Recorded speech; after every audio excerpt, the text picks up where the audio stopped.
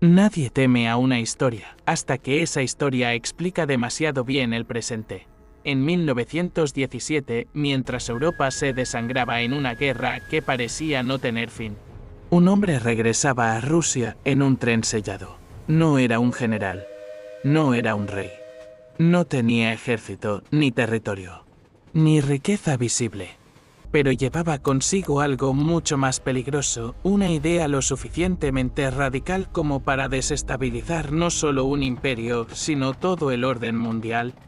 Ese hombre era Vladimir Lenin. Y lo que casi nadie te cuenta, no es solo lo que hizo, sino por qué lo hizo, cómo lo hizo, y sobre todo, quién se benefició realmente de su revolución. Porque si crees que la historia de Lenin es simplemente la historia de un líder revolucionario que derrocó al zarismo para liberar al pueblo, entonces estás viendo solo la superficie. Y la superficie, en política, siempre miente. Para entender el verdadero alcance de Lenin, hay que empezar por una pregunta incómoda. ¿Fue Lenin el arquitecto de una revolución popular o el ejecutor de un proyecto mucho más profundo, más frío y más calculado?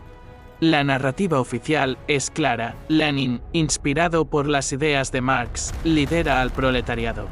Toma el poder en la Revolución de Octubre y establece el primer Estado socialista del mundo. Fin de la historia. Pero ese relato tiene grietas. Demasiadas. Y cuando comienzas a observar esas grietas, lo que emerge no es una epopeya heroica, sino un tablero de ajedrez donde cada movimiento parece haber sido anticipado con precisión quirúrgica. Porque Lenin no apareció de la nada. Durante años vivió en el exilio, moviéndose entre ciudades europeas como Ginebra, Londres y Zúrich. No era un marginado cualquiera. Tenía acceso a redes, contactos, publicaciones, financiamiento. Su capacidad para organizar, imprimir propaganda y mantener una estructura política activa en múltiples países no era casual. Y aquí es donde comienza el primer punto de tensión. ¿De dónde salía ese apoyo? Porque organizar una revolución no es solo cuestión de ideas. Requiere dinero, logística, coordinación internacional. Requiere algo que muchos revolucionarios nunca tuvieron: infraestructura. Y Lenin sí la tenía. En 1917, cuando decide regresar a Rusia, lo hace a través de Alemania. En pleno contexto de guerra, Alemania era enemiga directa del Imperio ruso. Y sin embargo, facilita el viaje de Lenin en un tren sellado, permitiéndole atravesar su territorio sin interferencias. ¿Por qué un enemigo permitiría el paso de alguien que buscaba desestabilizar otro país? La respuesta oficial es estratégica. Alemania quería sacar a Rusia de la guerra. Y Lenin prometía precisamente eso. Pero esa explicación, aunque lógica, es incompleta. ¿Por qué implica algo más profundo que una revolución que luego sería presentada como el levantamiento espontáneo del pueblo? En realidad comenzó con una decisión geopolítica calculada por una potencia extranjera. Y eso cambia todo. Lenin llega a Rusia en abril de 1917. El país ya estaba en crisis. El zar había abdicado. Existía un gobierno provisional débil, incapaz de resolver los problemas estructurales: hambre, guerra, colapso económico. El terreno estaba listo. Pero tener el terreno listo no garantiza la victoria. Muchos grupos competían por el poder. Socialistas moderados, mencheviques, anarquistas, liberales. Entonces, ¿qué hizo diferente a Lenin? Aquí entra el segundo elemento clave: la radicalidad estratégica. Lenin no proponía reformas, no proponía transición gradual, no proponía consenso, proponía ruptura total. Todo el poder a los soviets, fin inmediato de la guerra, expropiación de tierras, control obrero. Pero lo más importante no era lo que decía, sino cómo lo decía. Lenin entendía algo que muchos intelectuales no comprenden en momentos de crisis. La gente no sigue al más razonable, sigue al más decidido. Y Lenin era implacablemente decidido. Mientras otros debatían, él ejecutaba. Mientras otros dudaban, él simplificaba. Mientras otros buscaban equilibrio, él ofrecía claridad absoluta. Y esa claridad, aunque brutal, era exactamente lo que una sociedad colapsada necesitaba para alinearse. Pero aquí aparece otra contradicción. Si Lenin representaba al pueblo, ¿por qué necesitó disolver la Asamblea Constituyente cuando no obtuvo la mayoría? Porque eso también ocurrió. En las primeras elecciones relativamente libres, los bolcheviques no ganaron. Y en lugar de aceptar el resultado, Lenin hizo algo que revela la verdadera naturaleza de su proyecto: cerró la asamblea por la fuerza. En ese momento, la revolución dejó de ser una expresión de voluntad popular y se convirtió en un mecanismo de control. Y aquí es donde la historia se vuelve realmente peligrosa, porque lo que Lenin estaba construyendo no era simplemente un nuevo sistema económico, estaba diseñando un nuevo tipo de poder. Un poder centralizado, disciplinado, ideológicamente justificado y dispuesto a eliminar cualquier oposición en nombre de un objetivo superior: la creación de la Checa, la policía secreta. No fue un accidente, fue una consecuencia lógica. Cuando creas un sistema basado en una verdad absoluta, cualquier disidencia se convierte automáticamente en una amenaza. Y cuando toda amenaza debe ser eliminada, el terror deja de ser un exceso y se convierte en una herramienta. Esto no es una desviación del proyecto leninista. Es un núcleo. Y aquí es donde la narrativa tradicional empieza a colapsar. Porque si el objetivo era liberar al pueblo, porque fue necesario reprimirlo. Si la revolución era inevitable, ¿por qué requirió tanta violencia para sostenerse? Y si Lenin representaba a las masas, ¿por qué temía tanto perder el control? Estas preguntas no son cómodas, pero son esenciales, porque revelan algo que rara vez se discute: que la Revolución Rusa no fue simplemente un cambio de régimen, fue un experimento de ingeniería política a escala total, un intento de rediseñar no solo la economía, sino la naturaleza misma del poder. Y Lenin fue su primer gran arquitecto. Pero ningún arquitecto trabaja solo. Y aquí es donde comienza la parte más oscura de esta historia. Porque detrás de Lenin había fuerzas, intereses y dinámicas que no encajan fácilmente en el relato tradicional de lucha de clases. Y cuando empiezas a seguir esas pistas, la pregunta ya no es si Lenin cambió el mundo. La pregunta es ¿para quién lo cambió realmente?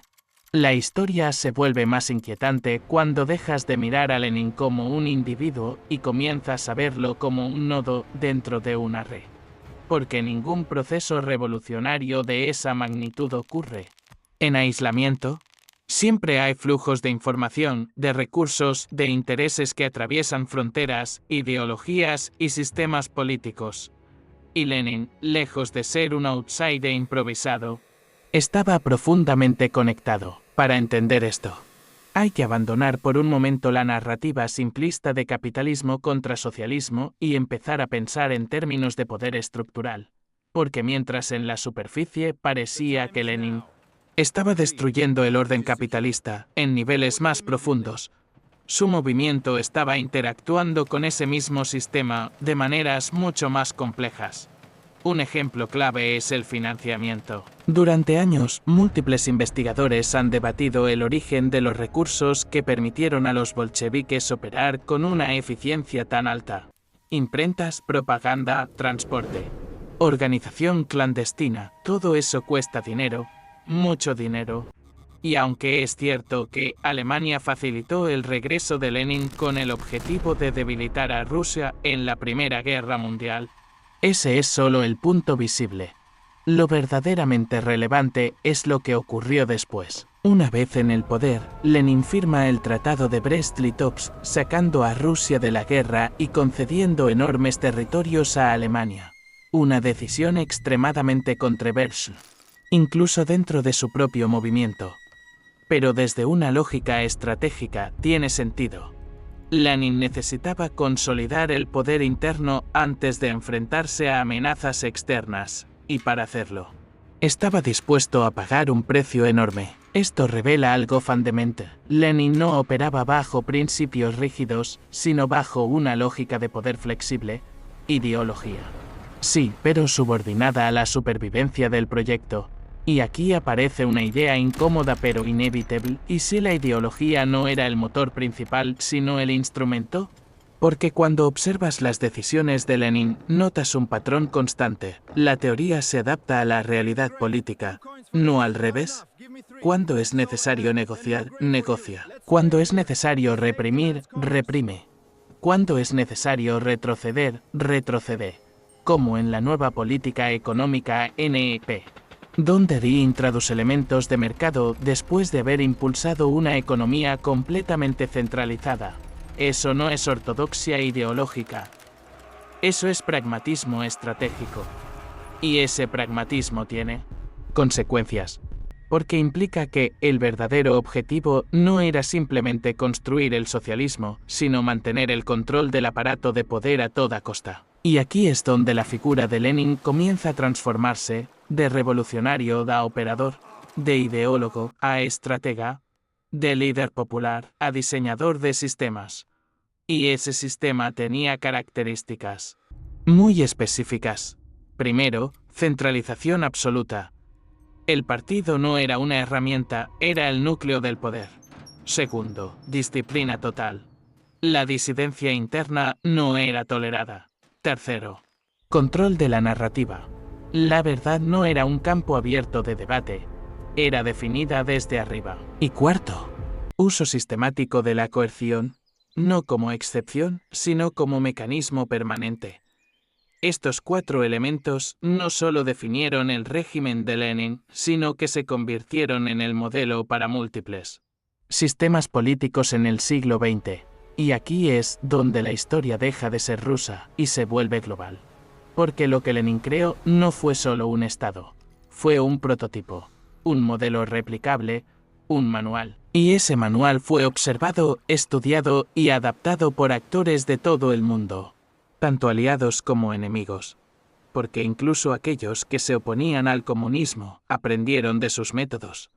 La propaganda moderna, la organización de masas, el control mediático, la centralización del poder político, todo eso fue refinado en ese laboratorio histórico que fue la Rusia post-revolucionaria. Y aquí aparece otra paradoja. Lenin quería destruir el sistema capitalista global, pero al hacerlo, contribuyó a transformar la forma en que ese sistema operaba, porque obligó a sus adversarios a evolucionar, a volverse más sofisticados, más organizados, más conscientes del poder de la narrativa. En otras palabras, Lenin no solo creó una alternativa al capitalismo, también lo fortaleció indirectamente. Y eso nos lleva a una pregunta aún más profunda. ¿Fue Lenin un enemigo del sistema o un catalizador de su transformación? La respuesta no es simple, pero hay una pista clave. Lenin entendía algo que pocos líderes comprenden, que el poder no reside únicamente en la economía, sino en la capacidad de definir la realidad. Quien controla la narrativa, controla la percepción. Y quien controla la percepción, controla la acción. Por eso, desde el inicio, el régimen bolchevique invirtió tanto en propaganda, no como accesorio, sino como herramienta central.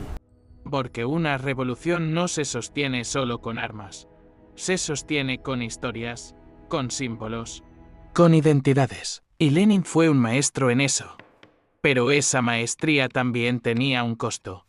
Porque cuando construyes una realidad oficial, necesitas protegerla.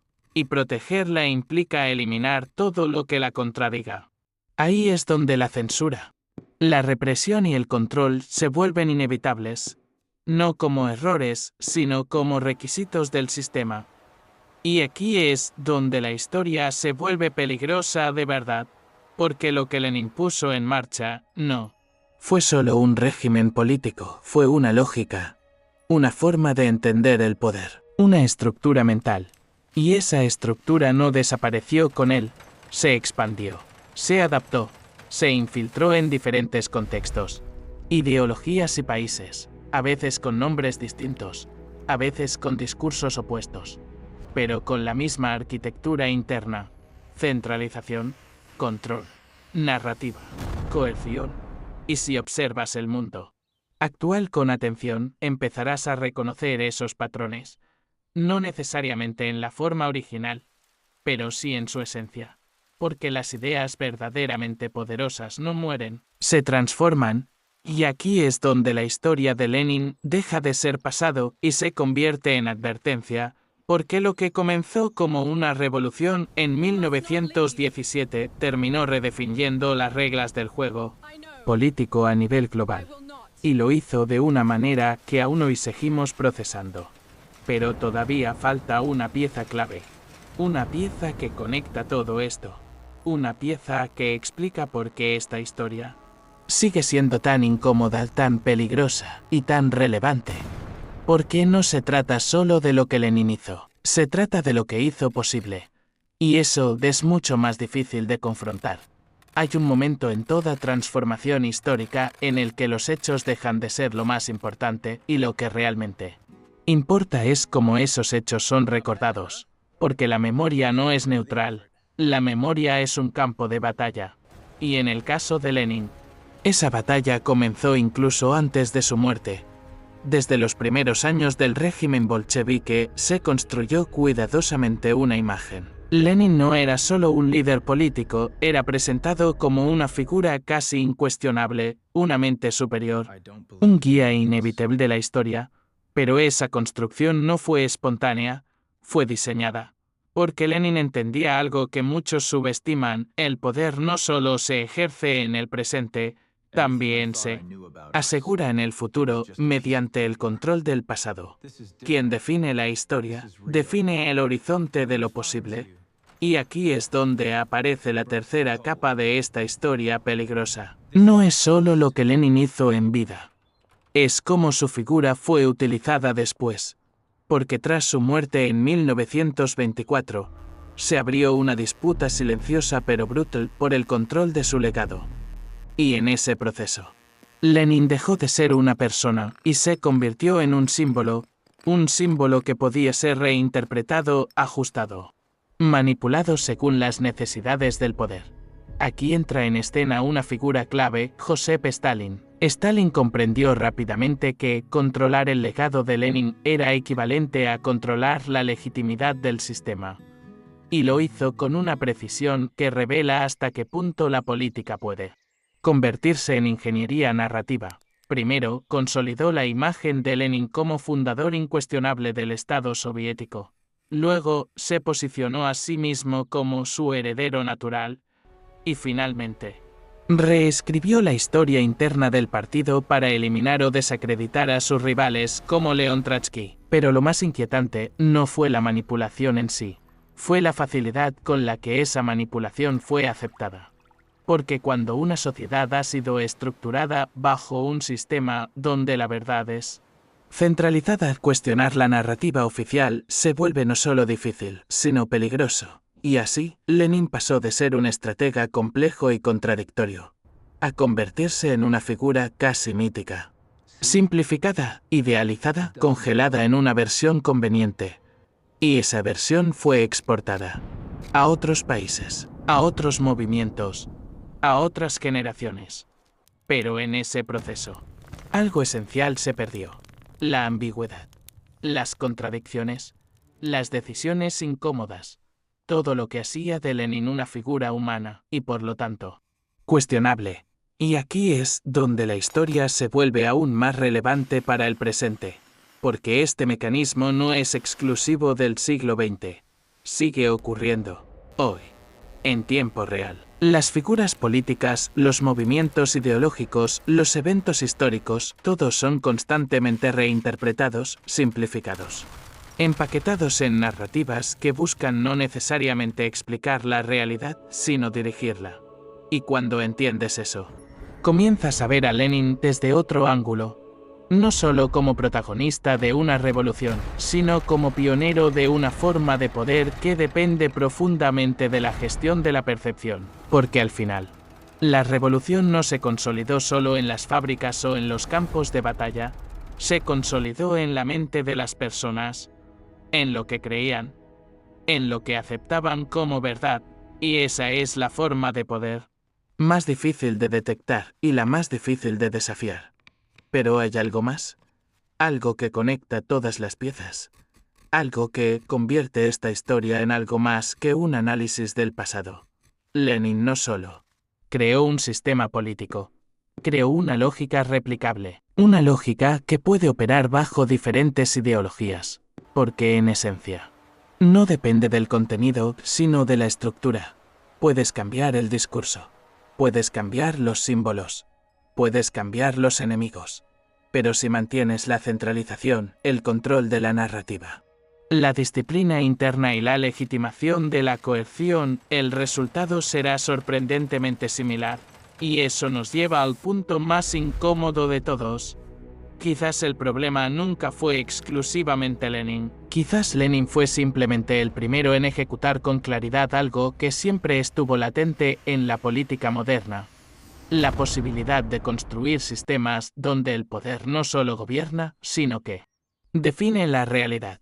Y si eso es cierto, entonces la pregunta ya no es histórica, es actual. ¿Hasta qué punto los sistemas en los que vivimos hoy han aprendido de ese modelo? ¿Hasta qué punto seguimos operando dentro de estructuras que, aunque diferentes en apariencia, comparten la misma lógica interna? Porque si algo demuestra la historia de Lenin es que las ideas más peligrosas no son las que se imponen por la fuerza, son las que se vuelven invisibles, las que se normalizan, las que dejan de parecer extraordinarias. Y en ese sentido, la historia de Lenin no es solo una advertencia sobre el pasado, es un espejo incómodo, porque no muestra únicamente lo que ocurrió, sino lo que podría volver a ocurrir. Y tal vez lo que ya está ocurriendo. Pero para ver ese reflejo, hay que hacer algo que el sistema siempre intenta evitar: pensar sin filtros, cuestionar sin miedo. Y sobre todo, resistirse a aceptar cualquier narrativa como definitiva. Porque la historia más peligrosa sobre Lenin no es la que se oculta. Es la que creemos haber entendido, cuando en realidad solo hemos visto una versión cuidadosamente construida. Y una vez que entiendes eso, ya no puedes volver a mirar la política de la misma manera. Nunca más.